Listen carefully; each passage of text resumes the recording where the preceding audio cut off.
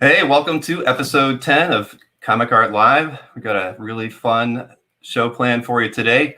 I wanted to kick it off because our guest tonight is the one and only Pat Kochanek, and he is a Frazetta collector, and I put together a really short video clip of some of the work that he's collected, and I thought you would enjoy that because we won't really be able to get to look at art during the show.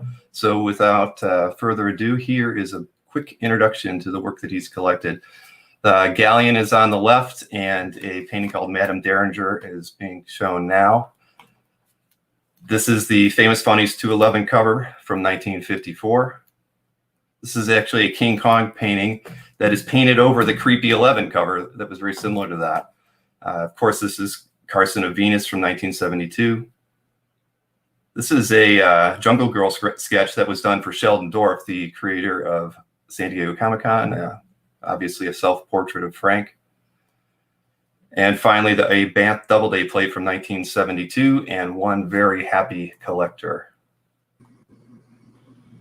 And bringing everybody on here. And of course, welcome to the show, Pat. It's great to have you on. Thanks for having me. Really appreciate it.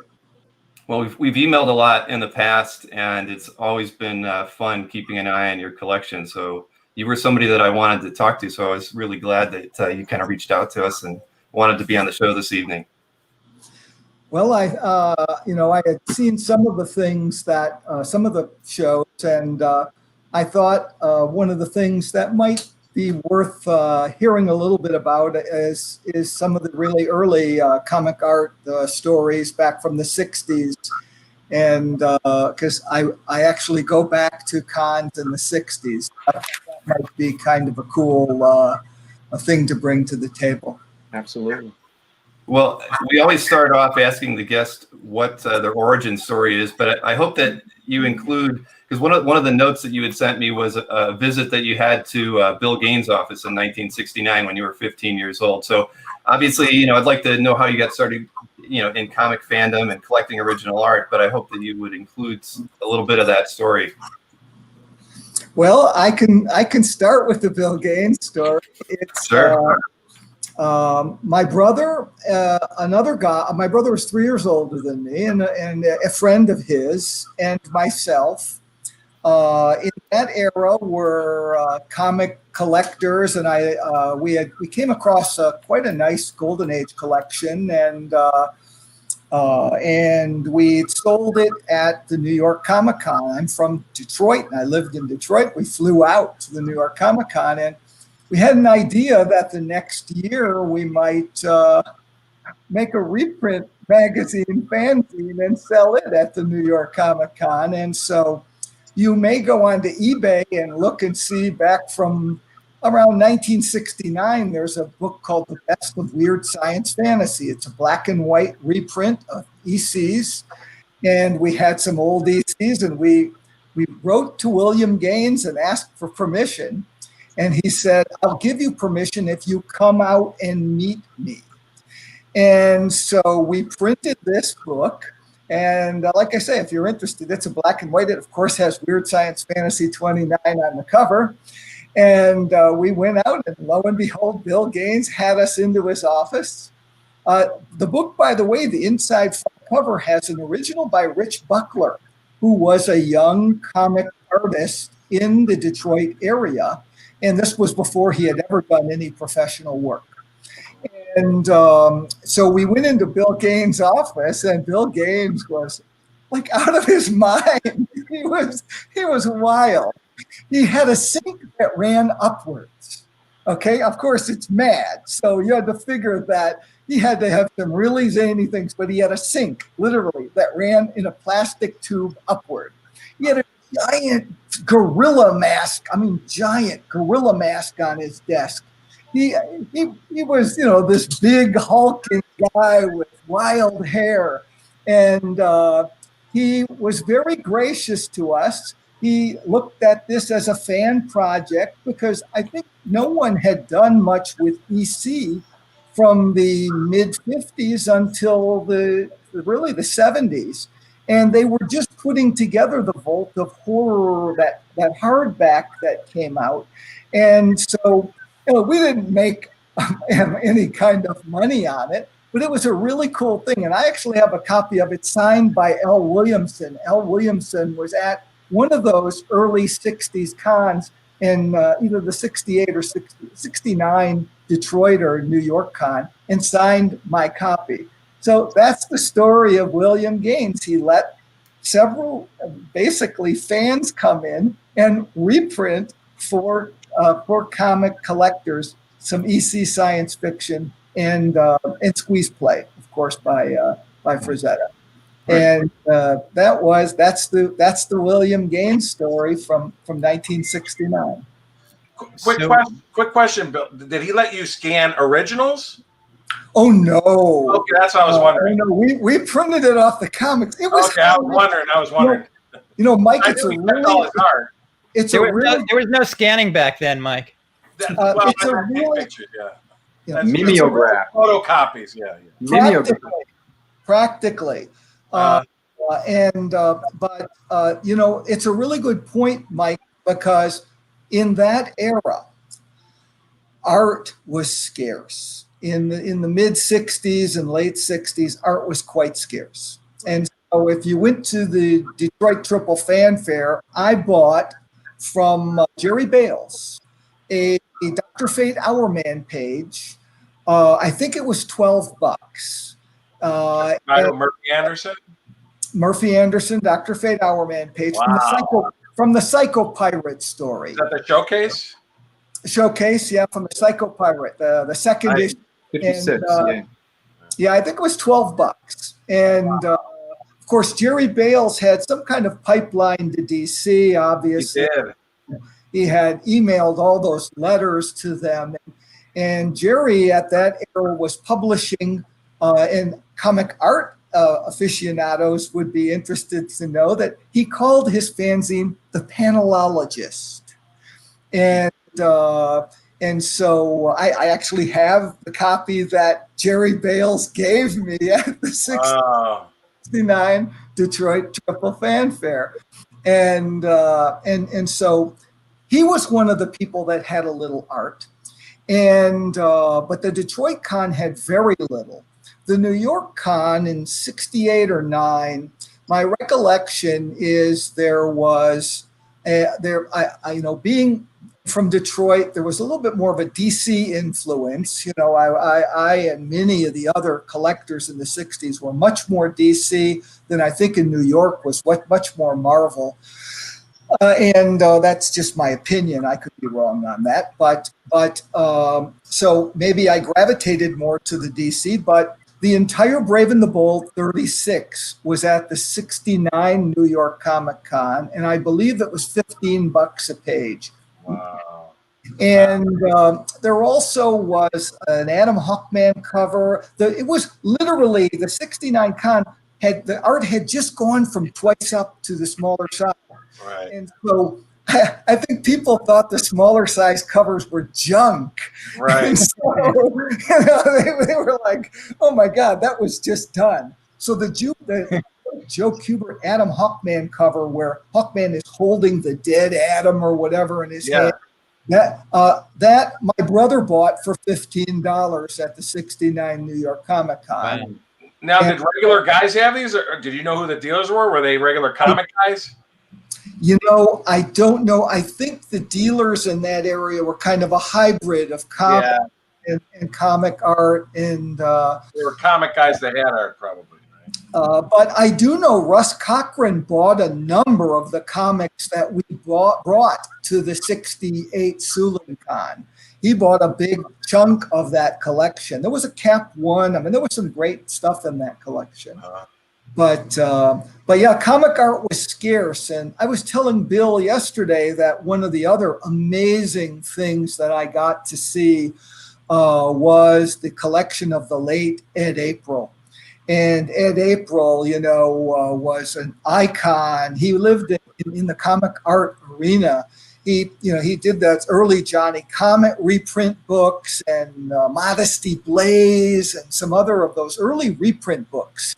And he was a real trailblazer in comic and of course, newspaper strip art, which really dominated then more than comic art to the guys my age, because in that era, because they grew up with Flash Gordon and of course Buck Rogers, and so in April's basement there was like literally a stack of Alex Raymond Flash Gordons, a stack of Foster Prince Valiants and Tarzan and Hogarth, and it was. Amazing. And I was 14 or 15, and Ed April died. I believe he died in an auto accident just a few years after that. And so I have no idea what happened. I'm sure his collection was totally broken up, and Right. but that was an amazing experience. I got to see what kind of an adult collector in that era had, and it was pretty cool. I remember he had an entire Joe Kubert Brave and the Bold Viking Prince story. Can't remember which one it was. It might have been Brave and the Bold 18, if I remember correctly. But it was a very cool era, but art was scarce. Even comics were scarce. To try to find, now this would have been 63 or 64 or 65. To try to find comics from the mid-50s, very difficult, very difficult. I'm kind of wondering because, today with like modern collectors, you find often that they start off collecting comic books and then they sort of like segue into artwork. But it sounds like from what you're saying that you were sort of like doing all these things at once. There wasn't a lot of art. So when you saw art, maybe you picked up a page and you were also collecting the comic books. And so it wasn't like a transition necessarily for you, it sounds like, but more.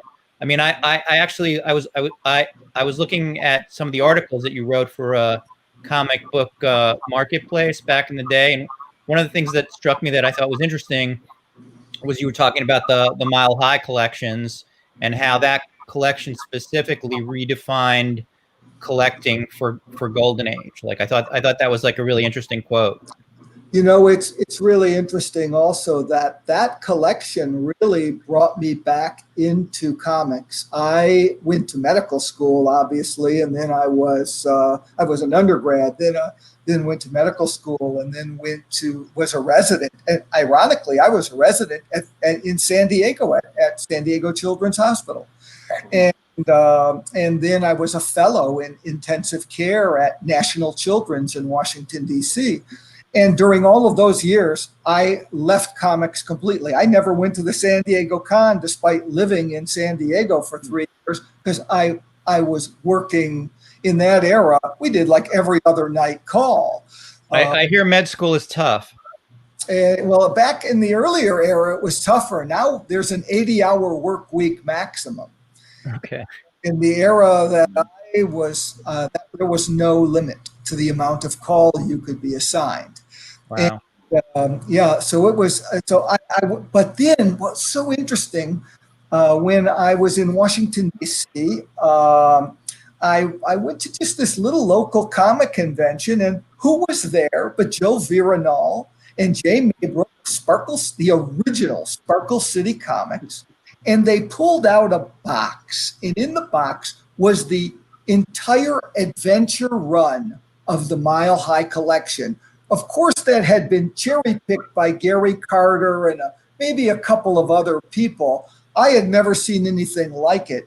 I took the Adventure 79 with the great Manhunter cover, the Kirby cover, where Manhunter is driving the U-boat. I bought that, and I bought the Adventure 63, which was a really cool Starman cover. They were $750 a piece. But what year was that? That would have probably been 1984 or 5. Wow. And I just said, these were like the days. For those of us that don't know, because we've only seen Mile High comic books in plastic, what is it about those books that were so significant, that's so special? They were like the day they were printed. The paper quality was so fresh. They were so flexible. To a chemist, you'd say they had zero oxidation. And I think the reason that was the case is that they were stored in a giant cedar closet and they were stacked really high and were compressed. And so at the bottom, older they were, the wider they were. So it's like they were anaerobic at the bottom. And they were something really special. You know, having been in the 60s and seen what Golden Age came out, there was nothing like it. Now, of course, there have been some other collections, Spokane, and San Francisco's pretty nice, etc. But that was really something special. And so I got back into comics, buying Mile High comics. And you may or may not know, around the same time, the Overstreet Price Guide featured DC. And that's the one with Superman, Batman, and Wonder Woman on the cover of the Overstreet Price Guide. And remarkably, in that issue were pieces of Gary Carter's collection, and they were almost all Mile Highs. And they just were so perfect that I was introduced to Gary Carter, and I bought lots of the books in that from him in that price guide. And so for a while I collected Mile Highs, but what I found, what really pushed me more toward art rather than just collecting everything, was that I love the covers. I love the art portion. Sure. I mean, I didn't like stories, but because, you know, things like JLA or X-Men 1 and 2 or whatever, those are pretty great stories. But the art is what really caught me. And so it eventually, I just morphed to DC art. And then, as I mentioned earlier, I bought David Innes and Pellucidar, the Canaveral press plate that Dave Winowitz, I can't remember where he posted it was for sale. And I bought that, and I just said, damn, this is real art. And to get back to you had mentioned earlier, the kind of, well, was that really the moment that you kind of were hooked right on Frazetta? But really the moment that happened was, I believe, in about 1967 or so, when the black and white reprint book, The Magic of Frazetta, came out. And I don't know if you guys are familiar. Is that those Ballantine books, or that no, was later? This was a fanzine project that Frazetta hated, because Frazetta owned the copyright on everything, and this was just totally pirated. And I don't know who printed it, but you can also go on to eBay and buy it probably wouldn't be an original, but it was a black and white, and in there were all the Canaveral press plates and tons of other amazing Frazetta. And those predated the Ballantine books. But of course, then when the Ballantine books came out, which wasn't that much later, I can't remember what year. That was in the 70s, because I had those, and I think I had like the first one. And it was like coverless because I'd looked at it so many times. And my exposure to Frazetta was kind of interesting because we lived in New York City in an apartment on the 15th floor on the Upper West Side, and like every week, people would throw their trash, their magazines, their old paperback books, and everything, and they'd leave them on the back stairs, and they would accumulate in the basement. Like before that, so the elevator man would let me down there just before the garbage collectors would come, and there would be like all these old paperbacks that and some of them had like those Frazetta covers, and I remember seeing them, and then obviously when I got the Ballantine book, I recognized where I had seen those. So that was my real first exposure. But Frazetta was always special. You could always there was something about those paperback books that just really caught my eye. That was really special. Yeah, when those then for some Frazetta posters came out, and also the Golden Girl reprint, and right. That was the late 60s or maybe early 70s, but I think really like 69 era. And my brother and I, we ordered them. We bought them. And Frazetta was like mystical.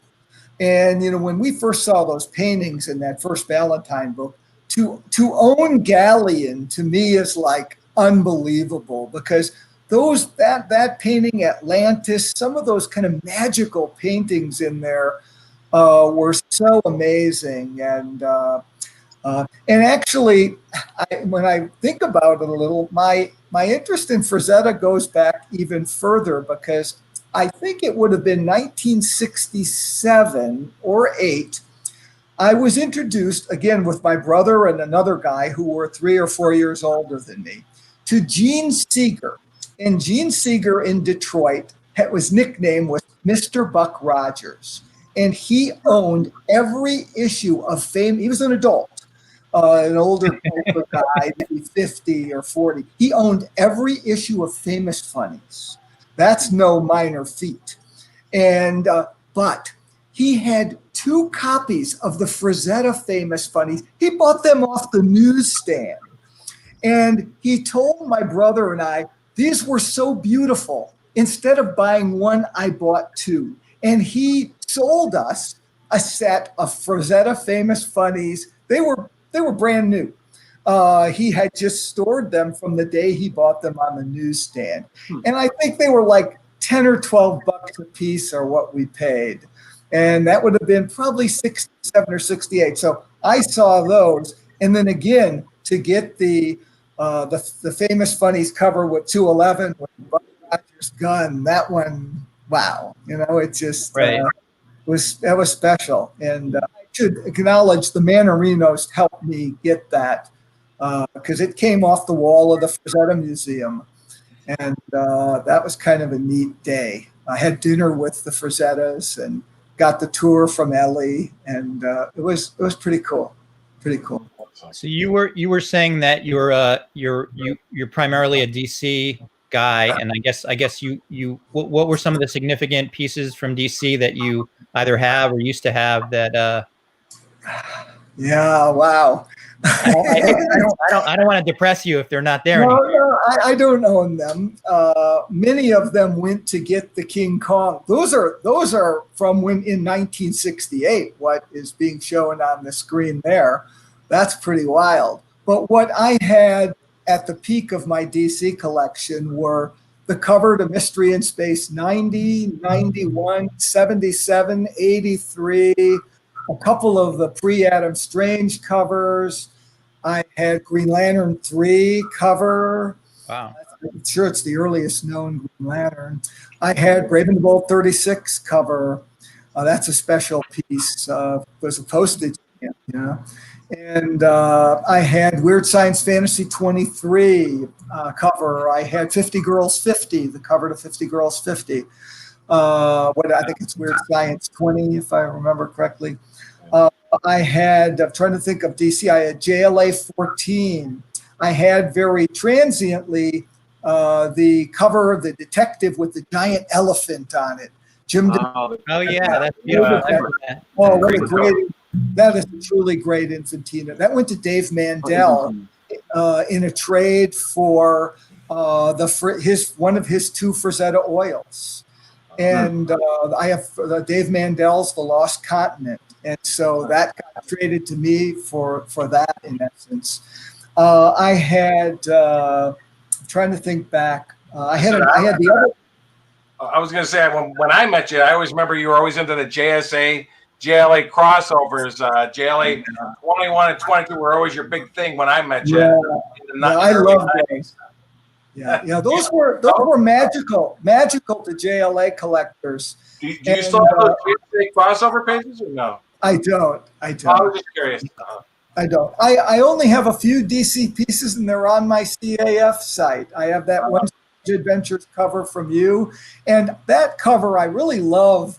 What's so cool about it is I saw that at the San Diego Con when I think the guy that you got it from, he brought it to the con, or he bought it at the con. That would have been 15 or 20 years ago.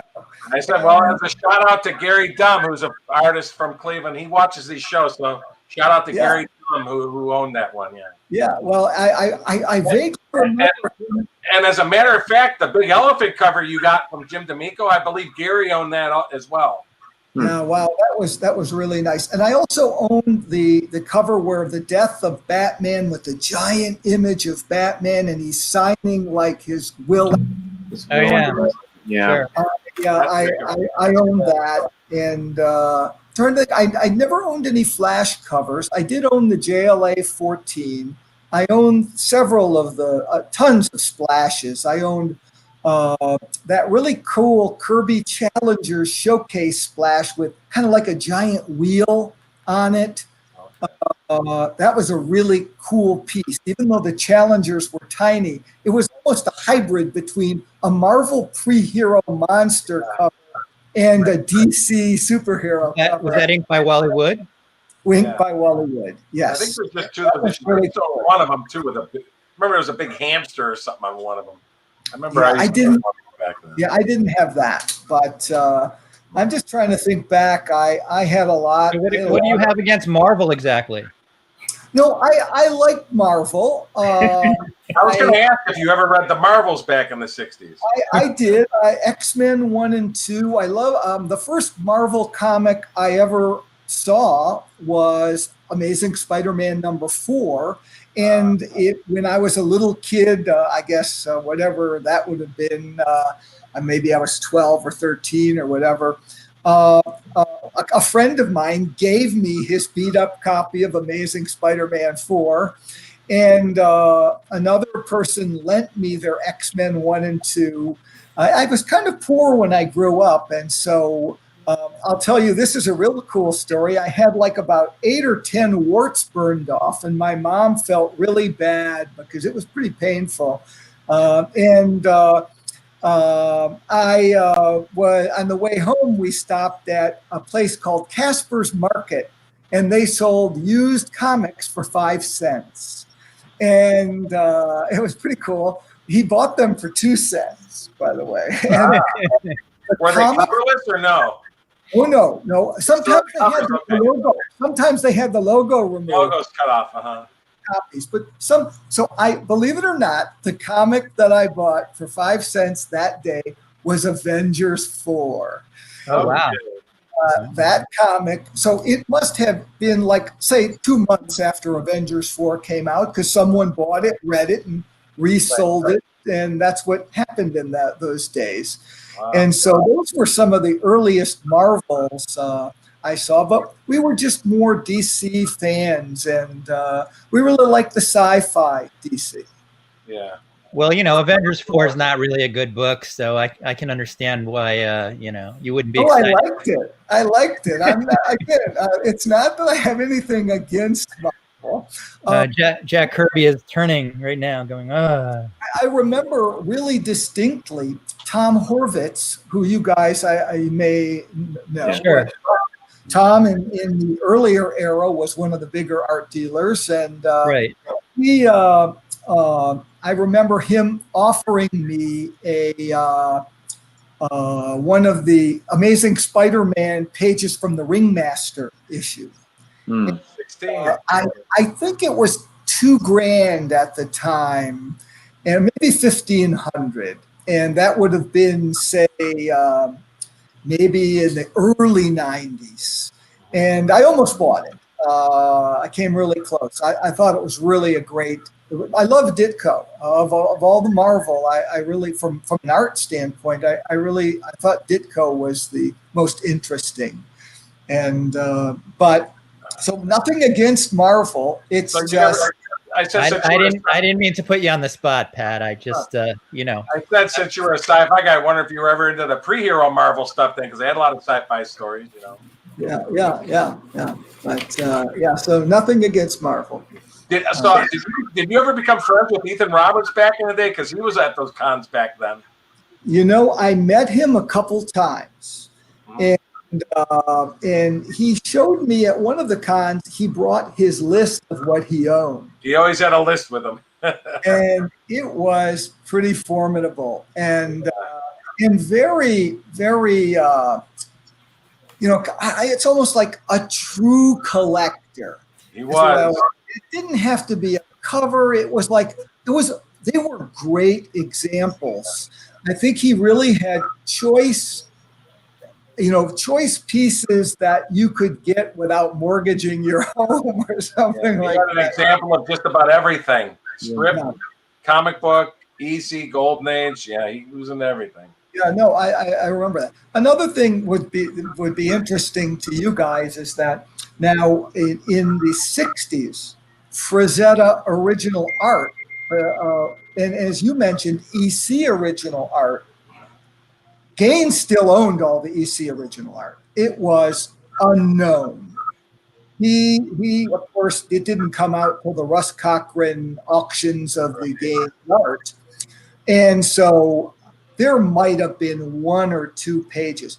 Frazetta art was very similar. It was magic if you could find it. It was really special.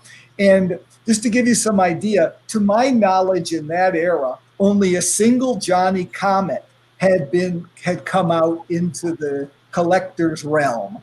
And it was a really mediocre, kind of lousy example from the corny period, where there was kind of in the middle of the Johnny Comet run, kind of a corny farm ma and pa kettle kind of period.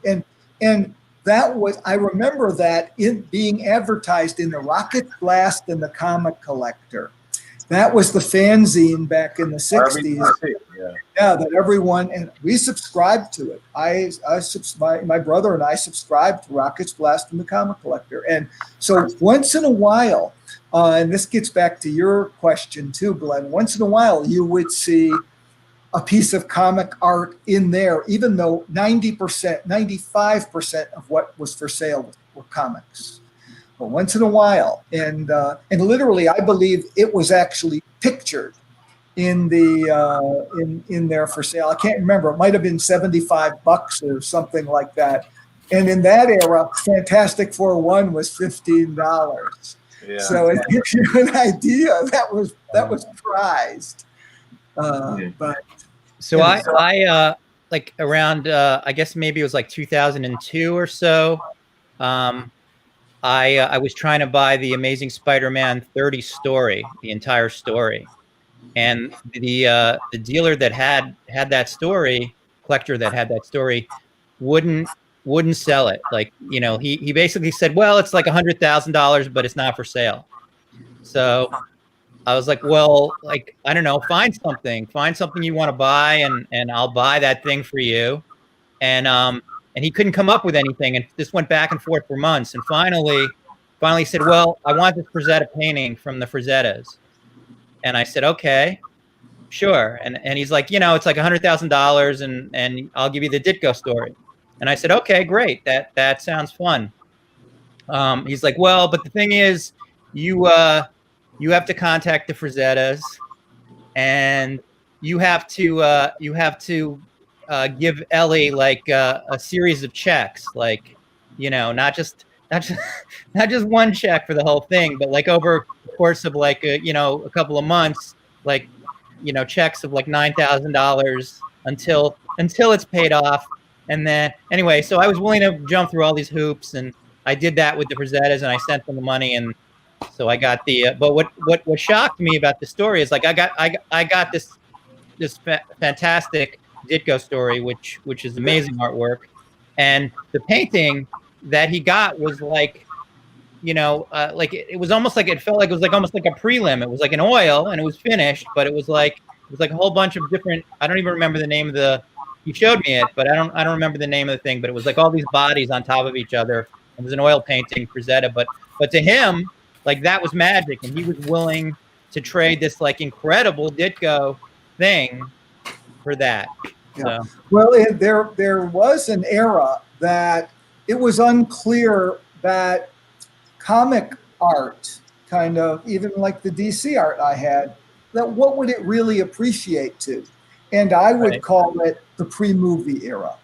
In the pre-movie era, I think it was very unclear what the ceiling was going to be. And the movie era and whoever it is, some of the actors or whatever, I mean, I saw one of them on a talk show talking about them buying comic art or whatever. I think that just changed the entire playing field. Yeah, and I agree with you wholeheartedly. I'm not an expert on any of that, but it's really interesting because, as I said, in that early era, nothing was released. Now you couldn't find a Frazetta, and Right. No, I know. Like they were really tough, and he really wanted this piece. But what's interesting is like that Frazetta today is maybe worth, I don't know, 200, and that Ditko story is maybe worth 2 million. I don't know. Sure. No, I totally agree. There are things like that are really interesting, and it's really interesting too that I feel that I've been very picky at what I've wanted. I've just not been satisfied to get another. It's just like, well, when I went into the Frazetta Museum, I was going to get one of the Famous Funnies covers, but I saw the one I wanted, and I said, "That's the one I want." And I think you did okay. Yeah, and but same as the paintings, well, some of that is what you could get, but because it was, and even after the Frazettas both passed away with the family, I've been really fortunate to get what I've got, but only certain things became available at certain times, and Right. that but there are some paintings I just have never had any interest in.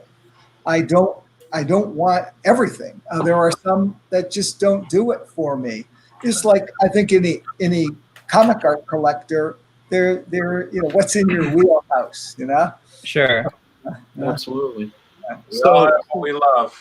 So Pat, when I first encountered you, you were definitely knee or waist deep into Silver Age DC, which is what I knew you to collect and love.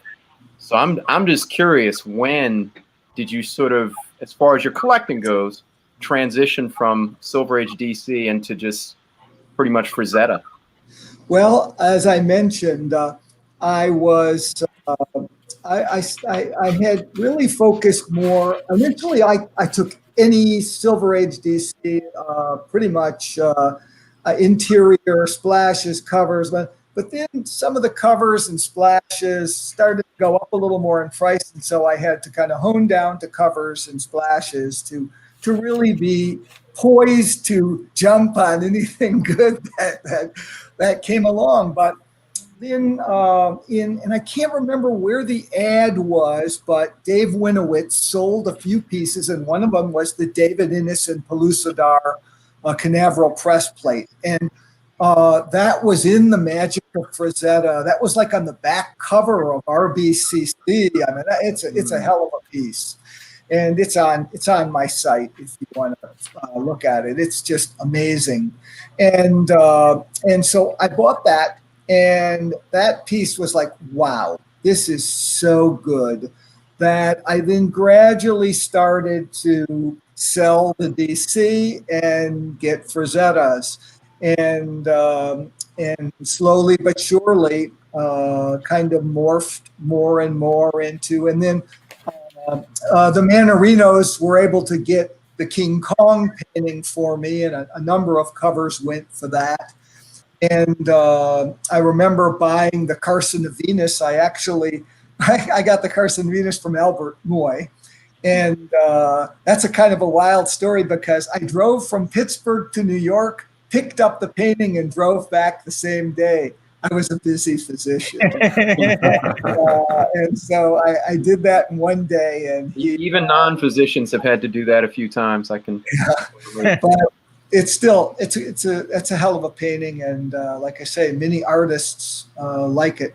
And the other really cool experience, and maybe you guys knew him, but Jack Gilbert. Mm-hmm. Jack Gilbert was mostly a newspaper strip art collector. He came across a bunch of DC art, and this gets back to the era I was collecting DC art. There was a bunch of war, and he also Kirby Challengers pages, and I saw him at the Chicago convention. I didn't know who he was, and he showed me. I said, "I'll take them all," and so I took everything he had, and then he I think he wrote me. It might have been before email. Sorry about that. And that he'd gotten another batch of art. And so I said, well, I'm going to be in New York.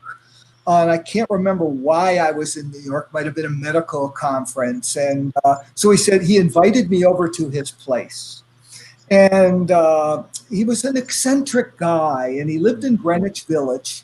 And every square inch of his small place in Greenwich Village, I am not kidding, every inch of wall space was covered with originals. And there was some really special stuff in there. There was almost, I'd say, 3/4 of the Ace frontises from the Frazetta Ace paperbacks were there. And 3/4 of them.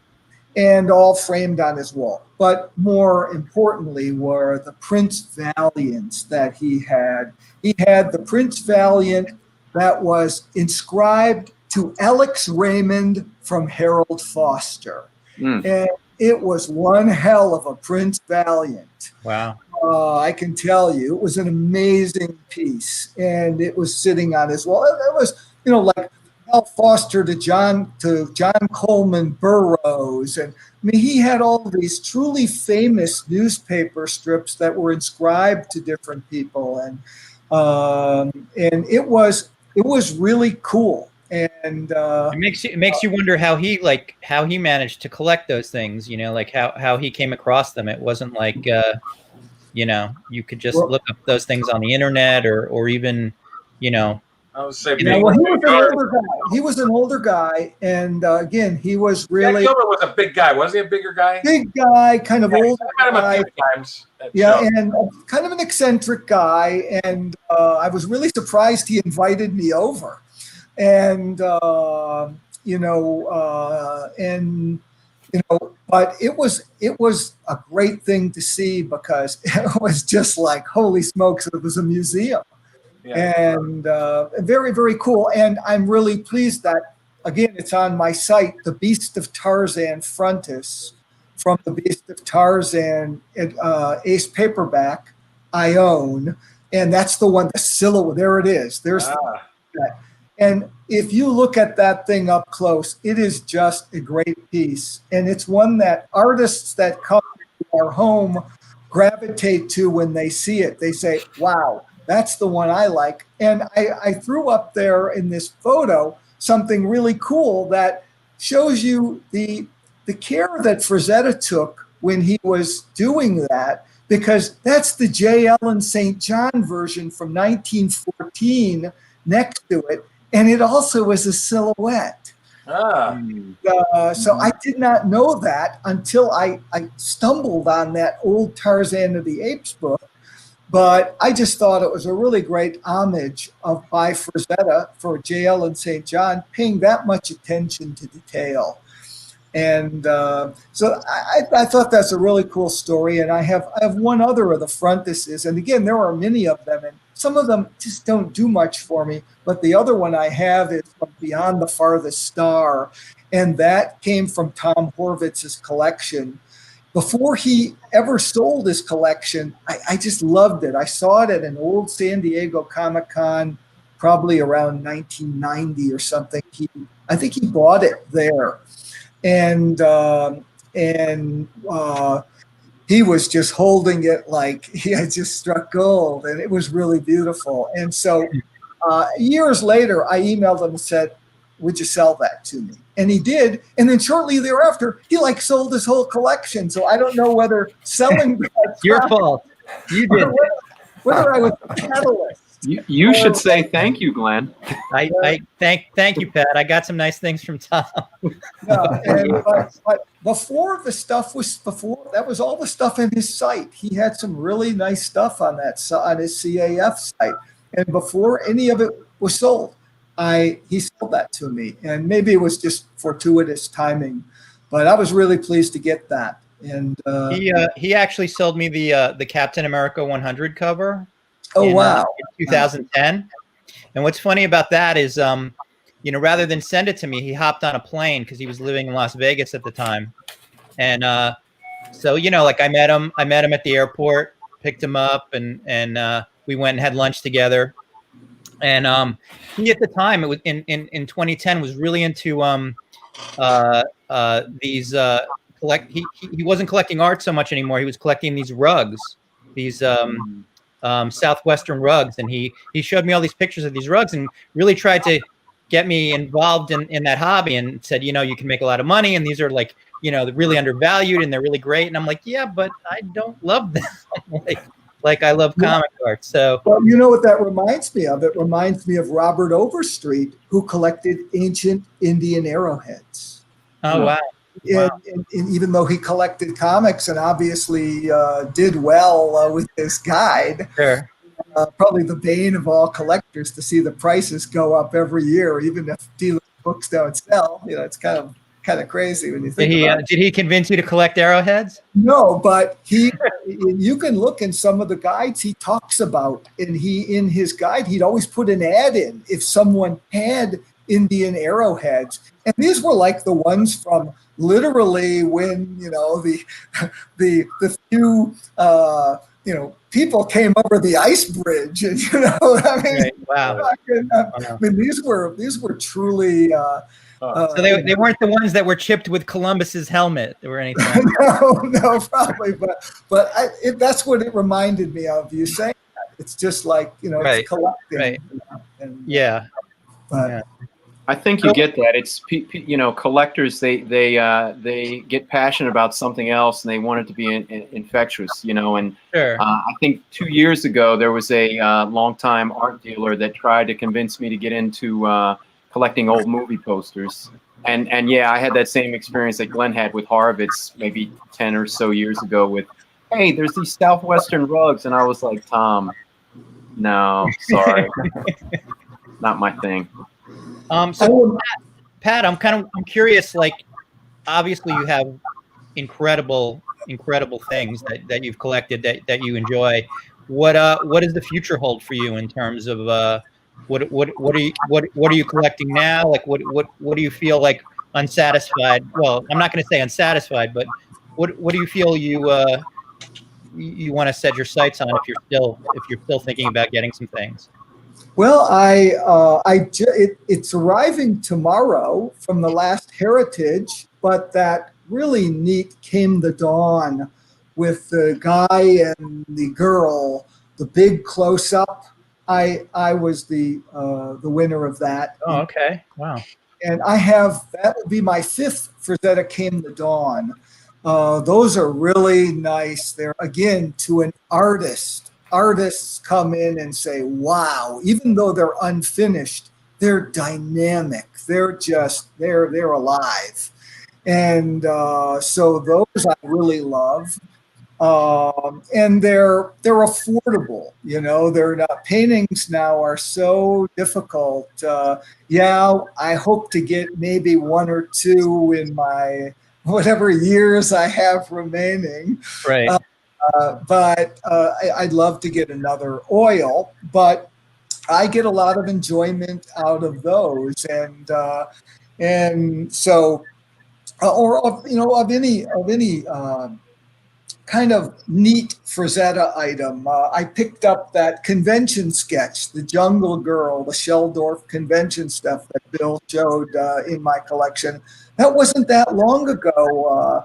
I bought it. I think it was $5,000 or something, and I got it in Heritage. And when I got it, I could not believe how good it was. You know, you buy stuff over the internet in these auctions, and it's a bit of a dice roll. My wife always says, how could you buy it without actually seeing it? And if you're an art history professor, you can't appreciate it unless you almost can touch it.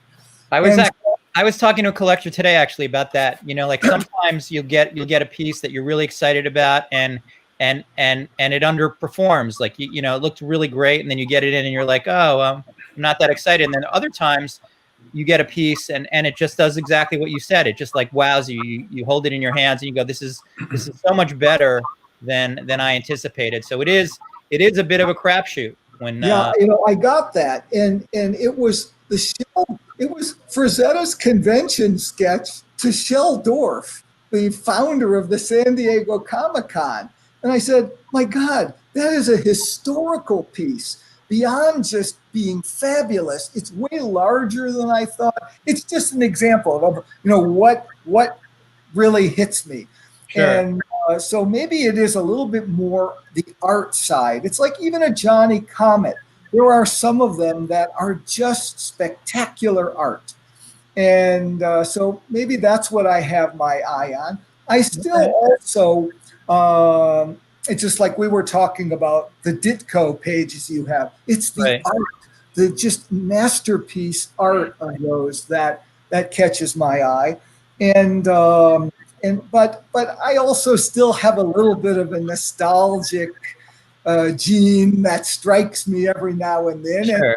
And at Bill's most recent virtual con, I picked up the Splash to JLA 19, which appeared there, and I just said, wow, that is a terrific splash. It's such perfect. It's got all the characters. It's really yeah, no, it's really nice. I took a look at it earlier today. Yeah, and I just said, that's a great JLA example. And I loved JLA when I was a kid. My first comic was Justice League 3. And so I said, I'll take that. And so, what will I get?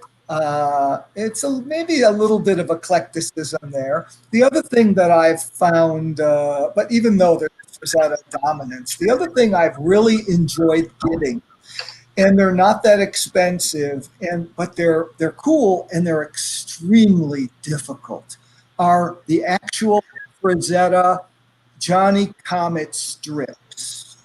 And one maybe a year ago, say somebody put a whole bunch of they were only in a few newspapers, and for only a year. And so they are very, very difficult to find. And someone on eBay put a whole bunch of Sundays, and I just immediately took them all. And I emailed the guy and said, do you have any dailies? And he had a whole bunch of dailies. I took them all. And I also was able to get Frank Frazetta's personal copies of a bunch of the Johnny Comet dailies. These were from his file cabinet. And so they're not the originals. They're the little, cut out of the newspaper. And but those are very cool also. And so, I have some other non-art or not even comic related stuff that are obviously linked to comics or linked to things like non-original. Yeah. Hey, but those are tough. Oh, go ahead. Yeah, those are tough. Those are really tough to find.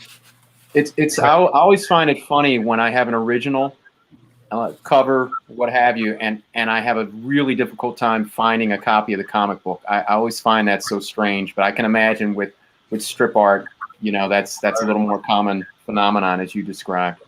Well, you just need to go to the New York Public Library late at night with a flashlight. I think they have all that stuff there. Imagine the reprint book, the Johnny Comet reprint book. There are a number that are missing from it that there was no picture of, if you look through it. And it's maybe a half a dozen, something like that they didn't have an image of. And I actually have a couple of them. So that's pretty cool. And, so I find that really interesting.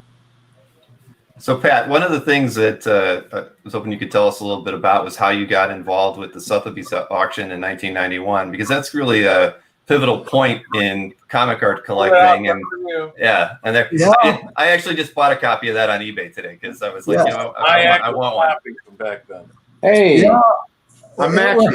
But everybody's got one but me. I don't know. Well, I was really honored to be asked to write the frontis to it. It was really the first, when Sotheby's does an auction and opens a new line, the first catalog is a hardcover.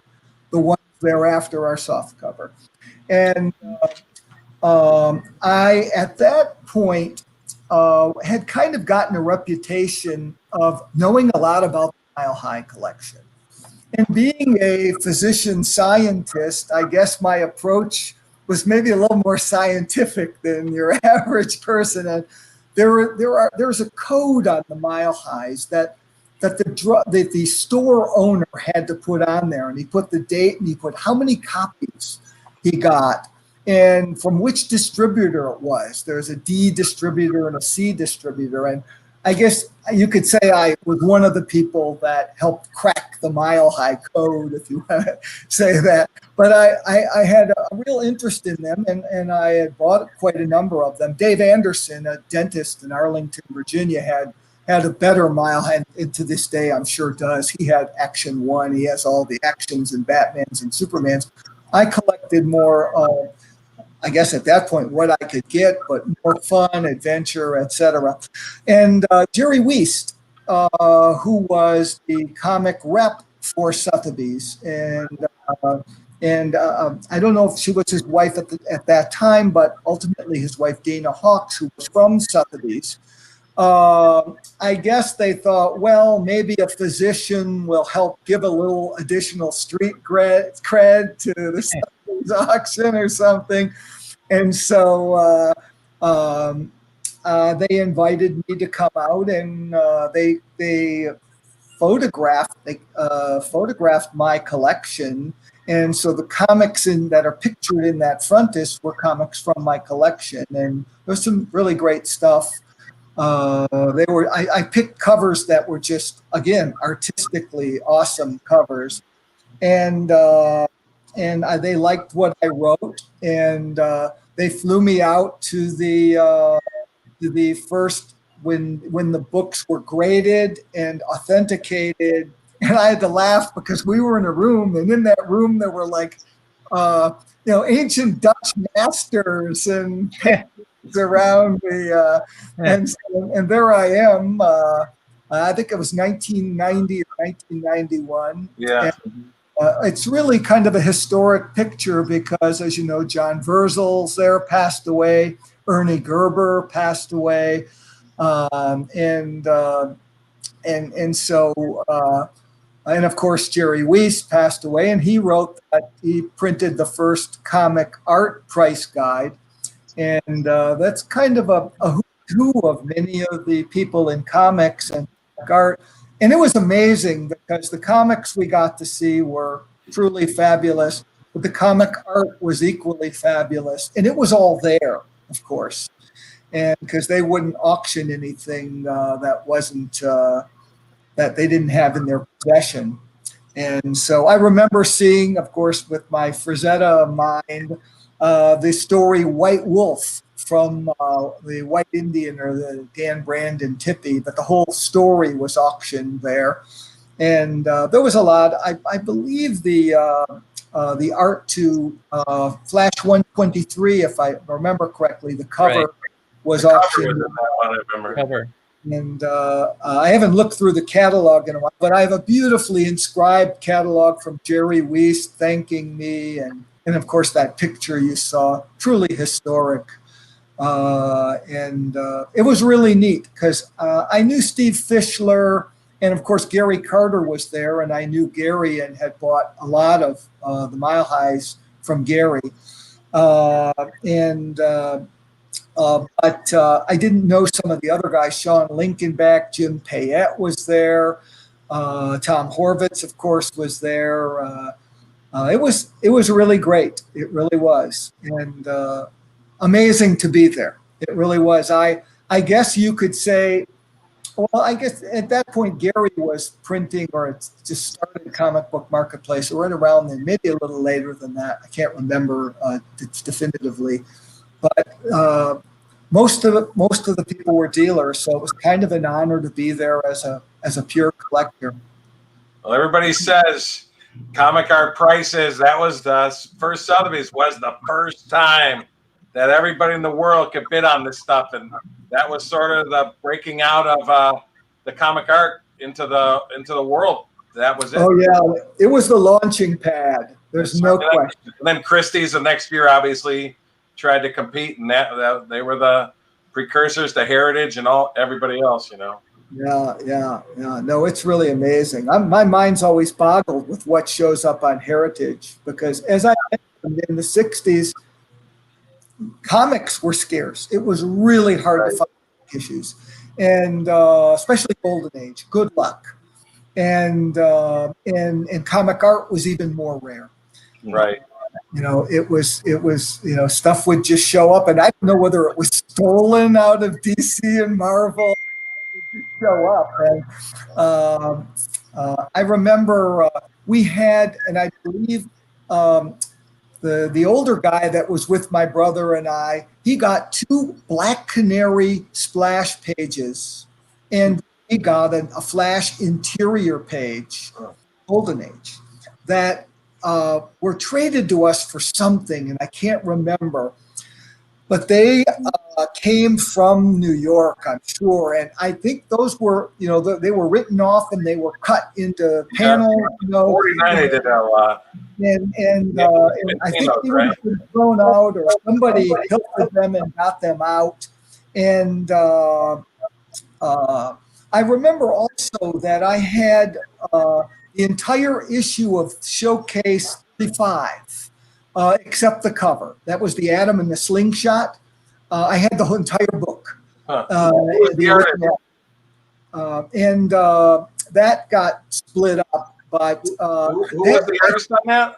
That was Gil Kane, Murphy Anderson. Oh, that Kane Anderson. Okay. That had Len Wein the Showcase stamp all over the back on every page. And what year was that, Pat? If you don't mind me asking. What year did I get it? Or, yeah, around what time? Tom Horvitz sold it to me. It probably would have been the mid-90s, say, something like that. That's just a bit of a guess. I could piece it together and get the information to you if I really thought it through better. But yeah, that was really cool to get a whole book. Sure. And I don't know if you remember talking about Marvel art, Mike, but at one San Diego con, usually the first day, that Wednesday night or whatever, that's when all of the stuff comes out. But at one of them, like 2 days into the con, a dealer bought art that wasn't there for the first couple days. And there were a bunch of the Comic Night pages that I got. But sitting right next to them were Romita Spider-Man Dr. Octopus pages. And I went up to your table and I said, Mike, I bet you will want these. You went over, you bought them. You were like, it was gold. And I don't know if you... Were they twice up pages? I can't remember. They were Romita, Dr. Octopus against Spider-Man, and there was about three or four of them. But I just remember because in that era I could give a damn about a Romita Spider-Man page. Wow. But was I wrong? I honestly don't remember, but thank you. Yeah. I'm trying to think. That's why I don't know if they were large ones from 53 or so, or if they were later ones. But, I remember the year you got those 53 pages in the middle of the show because you showed them to me. So maybe those are the pages. Well, that oddly enough, that was a deal. Funny story. I traded, believe it or not, Mark Evanier. I got 2 great twice up Doc Ock pages from him and a couple of pages from 49. But I traded him a complete Journey into Mystery 116 twice up Kirby story. Oh wow. And a lot of people were dogging me, and a couple of people said, you made out. And because I traded a whole story for like just 3 pages. But I said, I need these 3 pages. That would have been a lot at the time. Yeah. But it was a Kirby Inc. by Coletta story. A lot of people didn't care for it, but you're talking about the first story, not the Tales of Asgard story. Correct. The first story. Mm-hmm. That would have been a lot at the time. It was. But I remember Mark Evanier back then too. I traded him. A lot of people dogged me for I traded him a complete Jack Kirby story again for the complete Spidey 68 book. And I was pretty happy about that. I remember one San Diego con, this again would have been probably the early 90s, that Bob Burton, the Flaming Carrot artist. Yeah. Mm-hmm. And I think, again, you could probably date it by the fact that I think the Flaming Carrot was like not doing that well at that point. And he was trying to keep it going. And he brought in his original art collection. And maybe he had more, but what I saw, there were a bunch of pages from Justice League 3. There was an amazing, I regret to this day ever selling it. It was a Mystery in Space page. If you remember that Mystery in Space issue with the giant green head on the cover with Adam Strange being sucked into the vacuum. Well, it was an interior page, but it was. Oh yeah, the guy had a big square head. Yeah, it was the with a vacuum cleaner. That's a good one. Yeah. And it was the interior page that he did the cover, and he had that. I just bought everything from him. And I felt like he was so ecstatic because it was like, well, now the flaming carrot will keep flaming or whatever. But I just said, wow. And I've gotten a bunch of 2 splashes from JLA3 and that. It was a bunch of pages. Wow. And, there's an example of, in that era, you could just walk in and you might just stumble on, amazing stuff that just rolled in, Right. I remember going to a show. It was probably the best show in Philadelphia and probably one of the best comic shows I've ever been to. But I remember, and I wasn't looking for it, and I wouldn't have had the money at the time because I think I was trying to buy a Romita Spidey cover. But the complete Green Lantern #1 was sitting on I think it was Scott Dunbar's table, actually. Oh, that was Comic Fest 1994. Yeah. At the old Philadelphia Civic Center across from Children's Hospital. Yep. Yeah. That one, the one story is Kane Anderson, and the other is Kane Giella. That Kane Anderson story, and there was really outstanding. And I mean, at the time, I don't remember the price. I want to say like $60,000 for the whole book back in 1994. I mean, that was with both stories too. And that was a lot, though. I mean, it was. Yeah, that was a lot. I remember we had just real quick, a funny story. That same convention, that 1994 Comic Fest. Oh, that convention's infamous, Mike, for so many reasons. But go ahead. I know, but a young kid, about an 18, 19-year-old kid, walked up to me, and he had the Black Widow, SpiderMan 86, the Black Widow cover. And he was in college, and he goes, "I really need to make money." I go, "How much you want for that?" And he goes, "I need $1,000." I go, "It's sold." And I go, "Do you have anything else?" He goes, "Yeah." And he had the splash page of Spider-Man 122. Spider-Man holding the dead Gwen Stacy with a big green goblin. Then he had the battle page to 122 right before the goblin dies. And he sold me those for $1,500 and $500. So I got them all for $3,000. But I think you sold me the Black Widow cover after that, probably for $3,000 or something. Yeah. But that was, I remember that was a big thing at that con for me. That was like a game breaker. That was just awesome finding those. I actually participated in an auction at that con that very few people participated in, but I bought the 2 splash, the page 1 and the last page splash to Spider-Man 252 with the black costume. And even back then, I think I might have paid $500 for the pair, $600 for the pair, something like that, which was relatively cheap, but completely unexpected, for them to show up. But it was at an auction at that con? Yeah, it was a small art auction they held at that. That's what I said. That was one of the greatest conventions. Now I feel like I really should have gone to that show. Well, Romita Jr. was set up there, and he sold a bunch of I don't know what I was doing that day. I don't, I'm not even. You were like barely butting into the hobby at that point. I had almost started. That was my one and only time at that show. That's the only show I ever did. Oh, that was the only year. The other conventions in the area, the rumors that put the guy out of business. He spent so much on advertising. There were billboards all around Philadelphia, and even on the Jersey side, on my side, there were billboards up and down the highway. There were radio ads. He spent a ton of money advertising. That was an amazing convention. Yeah, but Green Lantern won. Speaking of conventions, you guys might be interested to know that in the 80s, I went to the Cleveland convention. I had just moved to Pittsburgh.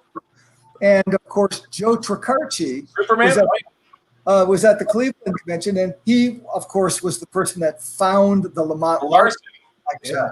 And so that was really kind of cool, buying Larson's directly from the source. Yes. Bought a few from him, and he was a good guy. He said finding that collection changed his life. Yes, because he was a history teacher, I believe. He said that he had to teach not only during the day but night school to really make enough money.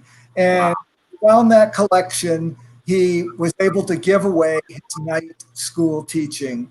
And I thought that was a really pretty cool story. I'll regret to this day, he offered me Batman 1 for $25,000. He wanted to put his daughter through college. He had saved it until then.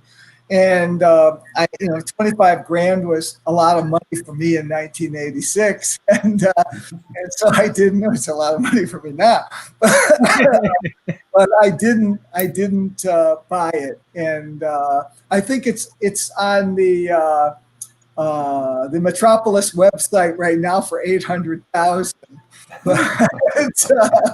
But that you just go back to those kind of things. The other thing that you were talking about, Glenn, earlier, that just I was thinking a little bit about, things that really still catch my eye, and what I was really pleased to get from Russ Cochran a number of years ago, the Bo Derek sketch. I have Frazetta sketching Bo Derek for her stationery, and it's really cool. I mean, it's kind of historic, kind of cross genre. And but something like that, I mean, and that's just hanging on one of my walls, and you can imagine when different artists or whatever come in, that catches people's eye too. And so wait, what was that done for? Was that right around when 10 came out?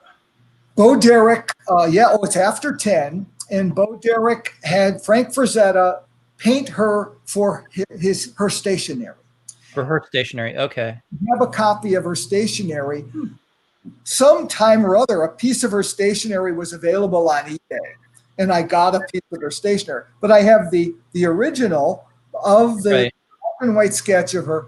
The painting was offered to me a few years later. I guess someone heard or whatever that I'd gotten it. Maybe I'd be interested in the painting.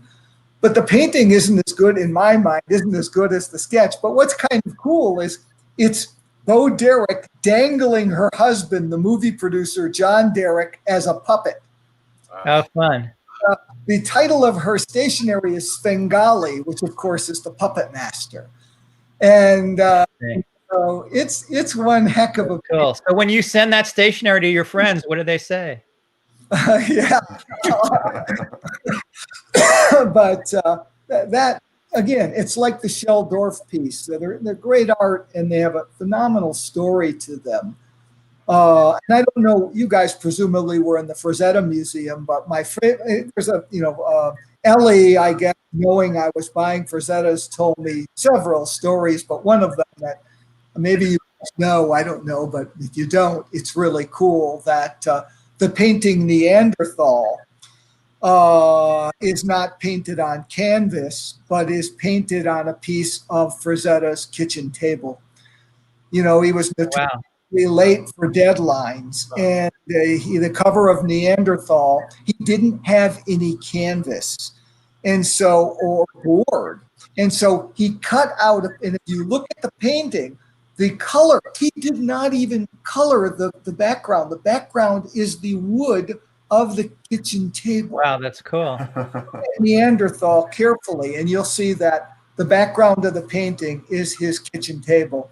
Wow. And Ellie loved telling that story because it told you about Frazetta. He painted it's character. Late for the deadline, and there was one. What were they eating on after? I don't know, but maybe it was just a piece of the kitchen table. I don't know how big his kitchen table was. Or maybe one of the inserts. Right. That's a hell of a story. And the other story that she tells is that somebody questioned whether Frazetta was copying because, and I should have sent it to you guys. Maybe you know this, but if you look at the painting by Howard Pyle, Attack on a Galleon, you see that Attack on the Galleon, which is, it's like in the Delaware Institute of Art or something like that, the ship in it, like the ship in Galleon. And the water on it looks like the water in Carson of Venus. Huh. And the water, literally, and you have to look at it. And the somebody said, you just copied Howard Pyle, and that's all you do, Frazetta or whatever. And so the person was just sitting there, Frazetta just sat down and he, from whatever, painted, and it's that painting, it's a small painting. I can't remember the name of it, but it's black, and it has like a serpent coming up, and the serpent is like asphyxiating the guy, and it's truly unbelievable. And he just sat down and painted it, a complete oil painting right in front of this guy. Out of anger. Yeah, I think that's how the story went. I'm sure Dave Winowitz would know more details and if I'm accurate, but it was something like that. Pretty great. So I'm not copying here, but if you do, you should go on and look at the painting Attack on a Galleon, and then look at the painting Galleon and the painting Carson of Venus, and it's really cool. Well, borrowing from masters is not necessarily copying, especially if you have the talent to create that. I mean, I think I get his point. It makes sense to me. Paying homage. Yeah, it's classic. I mean, it's like the one famous funny cover that's an homage to Wood, and one's another phenomenal cover. Can't remember what number it is, but with the spaceship, the mechanics and the wall behind them. Yeah. And the Atomic Explosion cover, you guys probably have seen that or whatever. That was nicer in the flesh than you'd expect. I thought that, I didn't buy it. I should have, but you can't get it all. You can't get it all now. Hey, Pat, I had one question. You always mention your brother. Did your brother ever get into collecting art? I could send you the pictures, but he had 3 Murphy Anderson Hawkman covers in the 1960s. No kidding. Oh wow. Yes, and they in that era, they were like yellowed already. They were when he got them, 2 of the 3, and but yeah, he had some art and a lot of comics and whatever, and so he stuck with it for a little while. He's still got a few things laying around. But I'd be curious to see which Hawkman covers those are if you have a picture. Sure. I have a picture. I could tell you what they were. And I can't remember the numbers offhand, but they were in the like Go Check and slightly before era. I'd one, but there were 3. 566 probably. Yeah. And I have no idea why they came out in that era because, where in the heck did they come from? And I don't know if he got them. I think he might have got them at the 69 New York Con or somehow. I just can't remember. He might remember. Yeah, that's early. That's really early. And particularly coming from Murphy or not coming from Murphy. And actually he got, and we don't own it anymore, but he got one of the original Jeff Jones sculptures. Remember, Jeff Jones did this sculpture. It was a plaster of Paris cast, but he did 3 versions of it. And the people that have it always have the second and third version. But I think of like the first iteration of it, he did like 5 of them or something. And my brother just happened to be there at the New York Comic Con and got one of them. And it's too bad it got sold. But that was a very unique early Jeff Jones item. And very early, 69. I mean, that was kind of in the ultra early era for Jeff Jones. And that was pretty cool. I remember at the 68 Detroit Con, I believe there was a Wrightson, 68 or 69, there was a Wrightson painting. And I think 68 also had Harlan Ellison as the guest of honor. And so those were kind of very unique early in fandom. Very, very early in fandom. Wow, those tickets are souvenirs amongst themselves.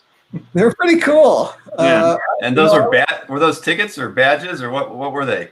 You know, Prepaid passes. I think Yeah, tickets and badges were kind of the same thing. that's how they did. Okay. They kind of look like old library cards to me. I think I got a library card that looks like that. But they went on a little plastic thing, you know, and you put them on, and Sure. that was, you know, Detroit was one of the hotbeds, obviously, with Jerry Bales. Yes. That really was one of the hotbeds, and I think it may have even started in '63 or '64. The first one I went to was '68. That's amazing. Wow. Yeah, it's pretty cool. Well, You got me. well, Pat, this has been a lot of fun. I think we could probably talk for a lot longer, but we've been at it for about an hour and 20 minutes right now. So, is there anything you want to leave us with here? I mean, I think it's just you've had an amazing history with the hobby from so many different angles, and it's just amazing that you're still as passionate about it 50 years later, as you were when you were that 15-year-old kid in the EC's office. When you chat about it, it's pretty neat, Pat. Yeah. Well, it's really interesting because I think it's an escape. It takes me back to the old days, that when you'd walk into a con and you'd find something, it would be like, wow, this is unbelievable. It was like, right. Like I said earlier, it's kind of magical, and I really love them. And I even would, Mike, I'd even love Marvel art if I had it. Say that again. I'd even love Marvel art if I had it. And I do have one Ditko page, and actually you sold it to me a couple years ago. Oh, which one was that? It was from one of the PreHero Ditko stories where the monsters are like crashing through to the ground. Like Tales to Oh, Stun. yes, the ones that are big rock creatures. Yes, that's a great story. Yeah, artistically, I thought it was cool because Ditko scratched out the movement was created by scratching the black ink out of the page. It was really, it was pretty artistic. And, crazy story, just real quick. I was trying to sell that story as a complete story. Couldn't sell it, split it up and made 50% more than my retail by splitting up. I remember, yeah. That you're my model. I'm doing the same thing with my story. You're his inspiration, Berkey. I know. I always say, you'd think that in our hobby, stuff should be worth more complete, but believe it or not, because of the cost of our hobby now, stuff is worth more split up than complete. I hate to say it, but 25, 30 years ago, that was true, though. If you guys remember, there was a complete story. Absolutely. I'm sorry, Pat. But that is, I had a feeling you'd have a PreHero. I said you should have a PreHero Marvel in your collection, and you do, so that's good. Love, and like I said, I do have passion for it. I do to this day. And that's technically an Atlas page. It's not even a Marvel, so you're kind of getting a Marvel page. No, I don't know. I think that it was it really Atlas. Yeah, it's 1960, so it's pre-FF1. Yeah, Pat, I've got a Marvel Ditko page for you. We'll one of these days I'll get one with a superhero on it. Yeah. But anyway, it's really been an honor and a pleasure to be on. And it's been ours. No, pleasure's ours. It was really exciting having you. It was a lot of fun. All right, great. Nice seeing you again, buddy. Yeah, I'll try to keep in touch. All right. Bill, the site is amazing. Thanks, Pat. I do appreciate it. You've really made me really happy over the last couple of years. Just the emails you send me, let me know when things are going well for you on the site. And trust me, it's an honor to have you still participating in it. So, all right. Well, thanks, guys. It's been a lot of fun. Absolutely. All right. We'll be back next week, right? Week after. With a week after. We're taking a week off. Okay. Yep. All right. Take care, Good night, guys. everybody. Good night. Thanks. All right. Have a good night. Yes, you too.